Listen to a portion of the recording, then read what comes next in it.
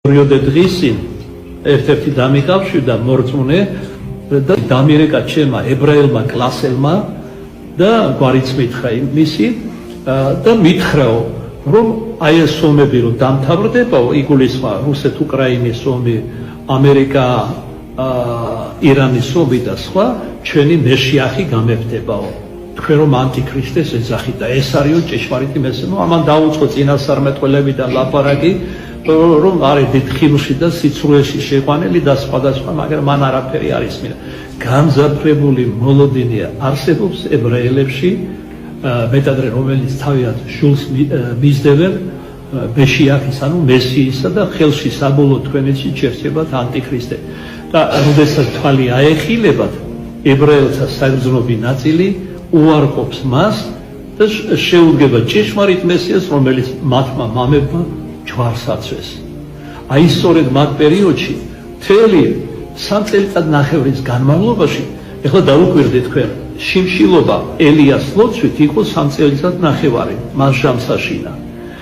ასევე 3 წელიწადნახევარი იქნება საზარელი ჭირის დღეები ანტიქრისტეს რეჟიმის დადგომით. ანუ 42 თვე, როგორც აპოკალიფსის არის ნახსენები, ანუ 1265 დღე. საშველი არ იქნება.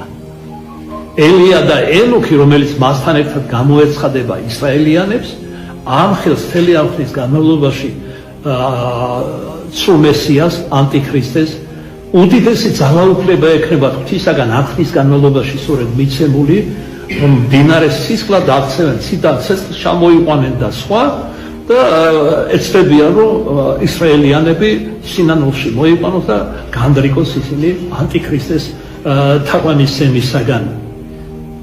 მაგრამ როგორც არის ნაწინასწარმეტყველები, მათი ამ ქადაგებლობის დასასრულ ღვთის მიშვებით ანტიქრისტე საკუთარი ხელით დახოცავს მათ.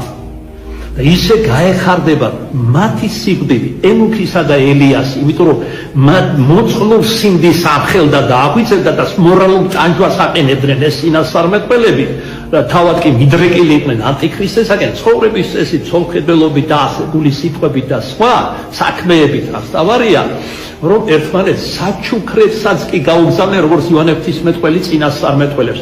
მაგრამ მესამე დღეს მოხდება სასაული იმგვარი, როგორც მოხდა ჩვენს უფალზე, რომელიც ღვთის საკუთარი ნებით მიიძინებს და ღვთისა და მამის ძლითა და ნებით აღსგება მკვდრეთით.